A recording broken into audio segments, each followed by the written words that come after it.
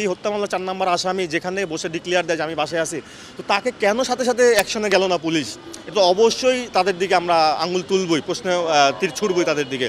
গত মাসের ২১ তারিখে হচ্ছে মামলাটি রুজু হয়, এজাহার দায়ের করা হয়। মামলার বাদী হিসেবে আছে আমাদের কুমকুম মামা, সবার পরিচিত।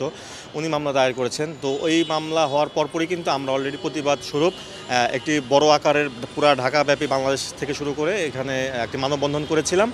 তো দেখেন, তারপরে ১ মাস হয়ে যাচ্ছে, এখন পর্যন্ত কোনো এই মামলার আসামিদেরকে ধরা হয়নি, গ্রেপ্তার করা হয়নি।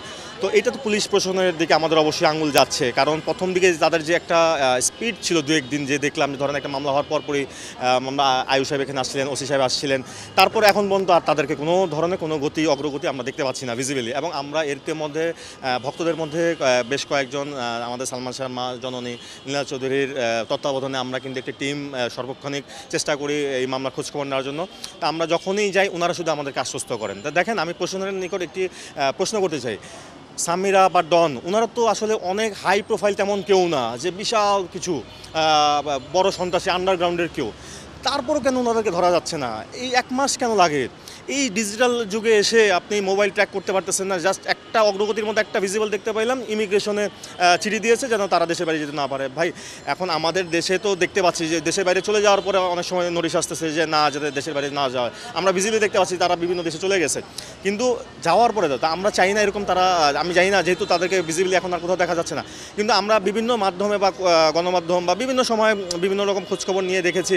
দেখেন, ডন এখনও মাঝে মধ্যে বিভিন্ন প্রোফাইল বা বিভিন্ন তার আইডি থেকে, ফেসবুক থেকে কথাবার্তা বলে বা বিভিন্ন জায়গায় কমেন্টস করার চেষ্টা করে, আমি খেয়াল রাখি এগুলি আমরা। তো যাই হোক, আর এর মধ্যে ডন তো ধরেন মামলা হওয়ার ২-৩ দিন পরই সে ডিক্লেয়ার দিছে যে আমি বাসায় আছি, যেহেতু এবং আমি ২-১ দিনের মধ্যে আত্মসমর্পণ করব।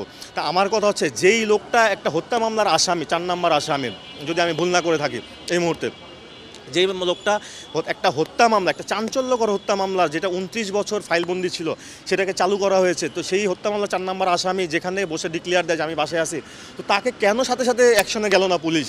এটা অবশ্যই তাদের দিকে আমরা আঙুল তুলবই, প্রশ্নে তীর ছুড়বই তাদের দিকে। তো এই প্রতিবাদ স্বরূপ ধরেন বিভিন্ন রকম আমাদের পুরো বাংলাদেশব্যাপী কিন্তু অলরেডি আপনারা গণমাধ্যমে দেখেছেন যে পুরো বাংলাদেশব্যাপী কিন্তু একটি গণজোয়ার শুরু হয়ে গেছে। তো এরকম কিন্তু প্রতিটি জেলায় জেলায় কিন্তু শুরু হয়ে গেছে।